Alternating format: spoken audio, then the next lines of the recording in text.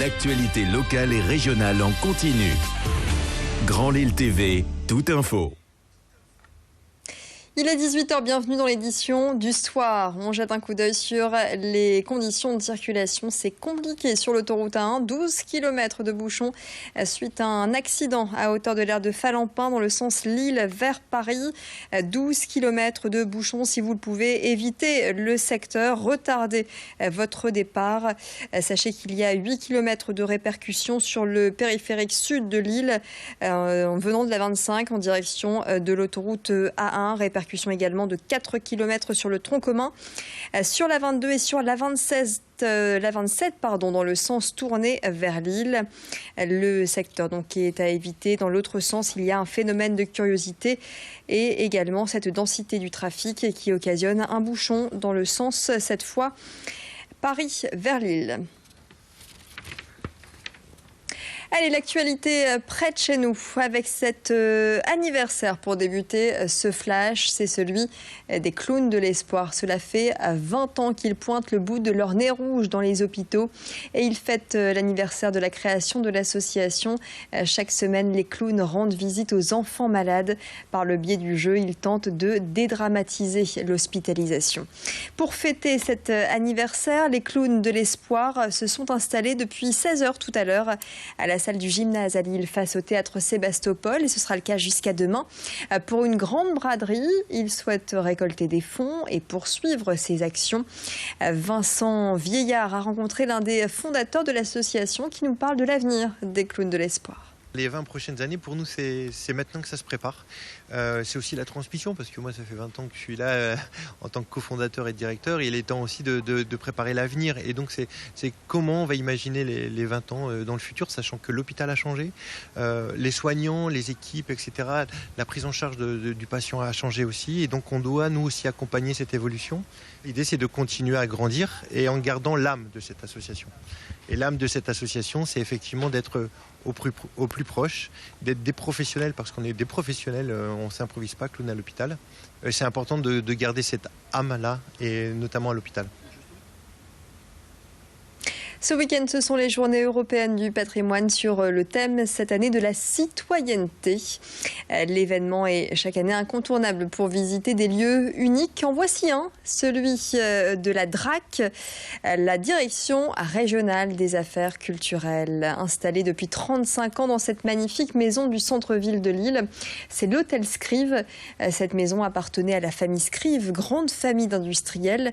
Le lieu était divisé en deux, d'un côté l'habitation et de l'autre la manufacture. De nombreuses pièces valent le coup d'œil, notamment la bibliothèque qui date des années 30 ou encore les salles de bain de style art déco. L'hôtel Scrive ouvrira ses portes au public ce dimanche après-midi.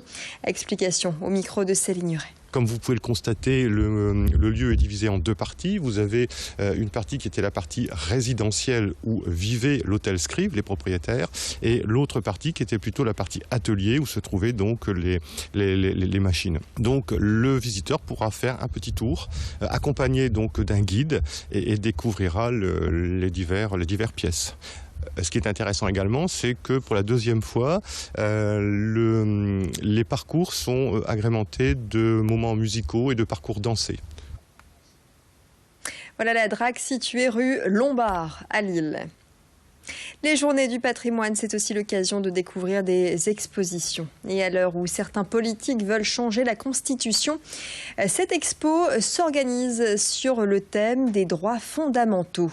À la Madeleine, ce sont les œuvres de l'artiste nordiste Jean-Pierre Noury qui sont à découvrir ce week-end. Toute sa vie, l'artiste aujourd'hui décédé a lutté contre les discriminations et le racisme et ses œuvres sont imprégnées de son engagement. Sa fille lui rend hommage par le biais de cette exposition visible à la salle du Four avec une 50aine d'œuvres exposées.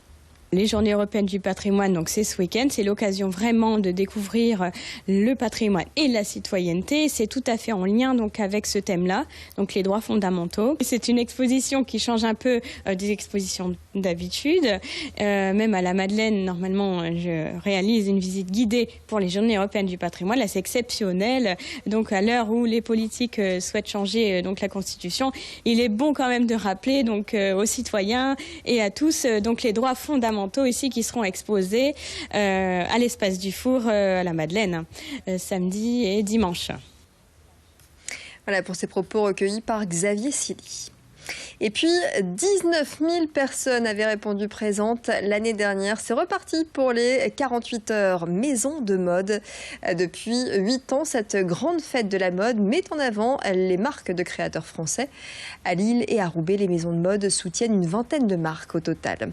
L'événement va s'ouvrir d'ici quelques minutes. Ce sera à 18h30 à la salle Gare Saint-Sauveur avec un défilé. Et puis, pendant le week-end, ne ratez pas l'expo Maison de mode et la braderie des créateurs pour dénicher le vêtement ou l'accessoire unique et à moindre coût. Les explications sur ces 48 heures Maison de mode au micro de Céline Nuret. On participe à un défilé vraiment professionnel, donc ça nous donne vraiment la chance d'avoir une belle visibilité. Il y a environ 20 000 personnes qui se déplacent sur le week-end, donc c'est vraiment une chance. Et pour une jeune marque de créateurs comme nous, voilà, on espère gagner en visibilité, on espère que ça portera ses fruits. Il y a des prix, il y a le prix du public. En fait, les gens qui viennent nous voir vont voter pour le créateur qui leur plaît le plus. Et ensuite, il y a le grand prix du jury également. Donc c'est vraiment des belles aides pour des marques qui se lancent. D'avance, je vous souhaite un excellent week-end. Profitez bien. Que nous réservera la météo pour ce week-end? C'est ce qu'on va voir dans quelques instants. Et puis ne ratez pas l'infotrafic également, ça reste compliqué. 12 km de bouchons sur l'autoroute A1 en raison d'un accident à hauteur de l'aire de Falampin en direction de Paris. Prudence sur les routes. Restez avec nous, l'info continue.